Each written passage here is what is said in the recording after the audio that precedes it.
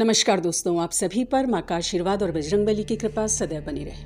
आज इस वीडियो में हम बात करेंगे मानसिक जप के बारे में। मानसिक जप का क्या प्रभाव एक व्यक्ति पर पड़ता है? क्या मानसिक जप ज़्यादा प्रभावी होता है?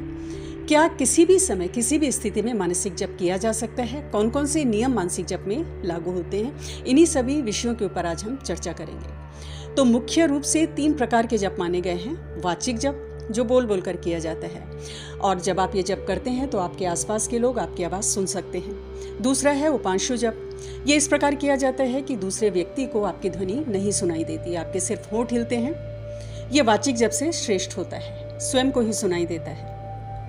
तीसरा है मानसिक जप, जिसे अजपा जप भी कहा जाता है। ये जप इन दोनों से ज़्यादा श्रेष्ठ है, सर्वश्रेष्ठ माना गया है। मन ही मन किया जाता है, इसमें आपके होंठ भी नहीं हिलते हैं। इसके अलावा एक और प्रकार का जप है जिसे कहा जाता है श्वास जप। इसमें श्वास क्रिया के संग संग जप की क्रिया चलती है। तो आज हम बात कर रहे हैं मानसिक जप के बारे में। तो दोस्तों, साधना की शुरुआत ज़्यादातर लोगों की वाचिक जप से होती है। उसके बाद उपांशु जप और फिर मानसिक जप के लिए एक व्यक्ति तैयार होता है, क्योंकि मानसिक जप में संपूर्ण एकाग्रता की जरूरत होती है। जरा भी एकाग्रता भंग हुई तो जो मंत्र जप है उसमें व्यवधान पैदा हो जाता है। जब एक साधक पूरी एकाग्रता के साथ मानसिक जप करने का अभ्यस्त हो जाता है तो जीवन में चमत्कार घटित होते हैं। व्यक्ति का पूरा जीवन परिवर्तित हो जाता है।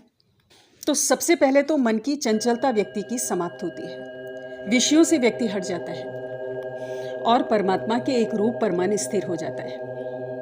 मानसिक जप संतों की साधना है, परमात्मा की अनुभूति कराने में सक्षम है।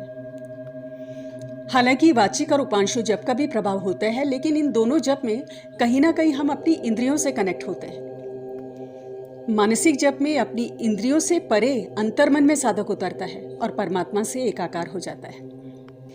और निरंतर मानसिक जप करने से एक समय ऐसा भी आता है साधक के जीवन में कि जब साधक को कोई प्रयत्न जप करने में नहीं करना पड़ता, कोई जोर नहीं लगाना पड़ता, अंदर ही अंदर वो मंत्र जप स्वयं ही इतना जागृत हो जाता है कि हर समय साधक के अंतर मन में वो मंत्र चलता रहता है। और जब बहुत ज़्यादा अभ्यास एक साधक को मानसिक जप का हो जाता है तो श्वासों की गति के संग मंत्र जप चलता है और ये साधना की उच्चतम अवस्था होती है।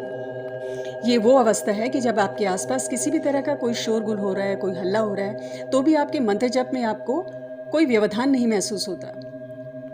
अर्थात भौतिक जगत के जो भी उतार चढ़ाव हैं, भौतिक जगत की जो भी स्थिति है, उससे आपके मंत्र जप में कोई फर्क नहीं पड़ता है। आपके मंत्र की तरंगे, आपके जप की तरंगे आपके इष्ट तक, आपके देवता तक निरंतर पहुंचती रहती हैं। आपका आभा मंडल बहुत बढ़ जाता है, बहुत चमकीला हो जाता है। और निरंतर मानसिक जप करने से रोम रोम मंत्रमय हो जाता है, जपमय हो जाता है। हमारा संपूर्ण शरीर मंत्रों की वाइब्रेशंस को, उनकी तरंगों को आत्मसात कर लेता है, यानी कि इनकी तरंगों से, मंत्रों की तरंगों से परिपूर्ण हो जाता है हमारा शरीर। ये वो अवस्था है जब साधना के समय, मंत्र जप के समय आंखों से निरंतर आंसू गिरते हैं। दिव्य ज्योति, दिव्य आनंद की, अंतर ज्ञान की प्राप्ति साधक को हो जाती है।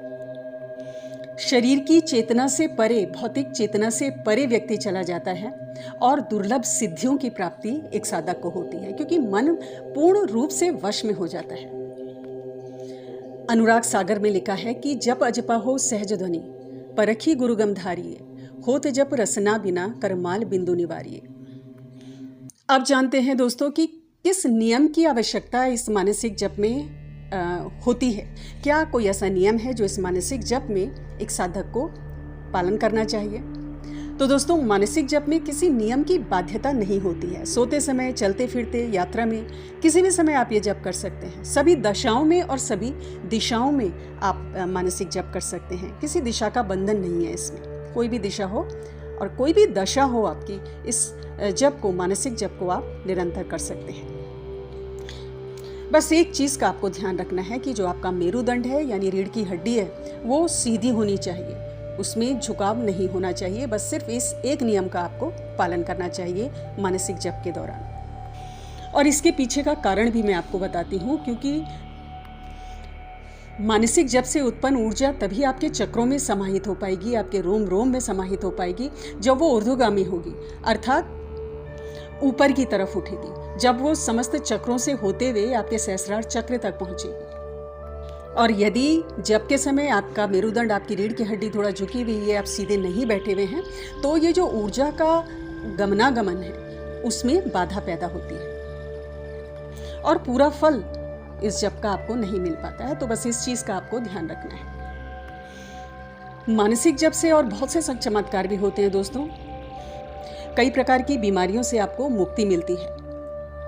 कई बार बहुत समय तक दवाई लेने पर भी किसी विशेष बीमारी से, रोग से मुक्ति नहीं मिल पाती है, लेकिन निरंतर मानसिक जप करते हुए किसी मंत्र विशेष का आपको उस बीमारी से मुक्ति मिल जाती है। इतना चमत्कार है मानसिक जप का, क्योंकि मानसिक जप तनाव और चिंता को कम करता है। ये मुख्य कारण जानिए। अधिकांशतः हमारे शरीर में जो बीमारियां पैदा होती हैं वो हमारे स्ट्रेस, हमारी एंग्जाइटी की वजह से पैदा होती हैं, क्योंकि इतना तनावग्रस्त माहौल आज का है।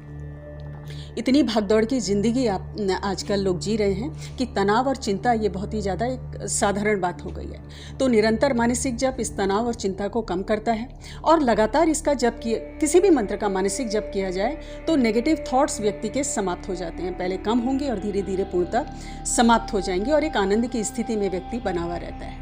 भारी चीज़ों से कम प्रभावित होता है, फलस्वरूप एकाग्रता बहुत बढ़ जाती है। ब्रेन सेल्स बहुत अच्छे से कार्य करने लगते हैं। बहुत चमत्कार हैं मानसिक जप के और साइंटिफिक रिसर्चेस में ये बात सामने आई है। और जब आपका मानसिक स्वास्थ्य बेहतर होगा, मेंटल हेल्थ आपकी बेहतर होगी, तो कई बीमारियों से आपको मुक्ति मिलेगी। क्योंकि जो शरीर में बीमारियां हैं, पहले वो हमारे मन में आती हैं, हमारी इमोशनल बॉडी में आती हैं, उसके बाद हमारे भौतिक शरीर में वो प्रकट होती हैं।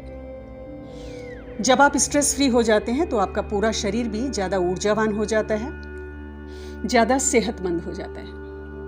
अब सवाल ये उठता है कि किन मंत्रों को हम मानसिक जप, किन मंत्रों का कर सकते हैं? क्या सारे मंत्रों का कर सकते हैं? तो हाँ दोस्तों, अधिकतर मंत्रों का आप मानसिक जप कर सकते हैं। आपका गुरु मंत्र है, अपने इष्ट के मंत्रों का आप जप कर सकते हैं, देवी के मंत्रों का, हनुमान जी के मंत्रों का, भगवान शिव के मंत्रों का, ओम नमः शिवाय। तो अधिकांश मंत्रों का आप मानसिक जप बिल्कुल कर सकते हैं। और मानसिक जप से मंत्र बहुत जल्दी सिद्ध हो जाते हैं।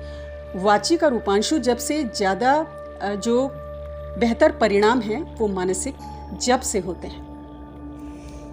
तो दोस्तों, ये कुछ बेहद ज़रूरी जानकारी मानसिक जप से संबंधित आपको देने की आज मैंने कोशिश की है। तो आज की वीडियो में इतना ही। अगली वीडियो में बहुत जल्द मिलती हूँ। तब तक के लिए अपना ध्यान रखें, स्वस्थ रहें, खुश रहें, मस्त रहें। जय माता दी, जय बजरंगबली।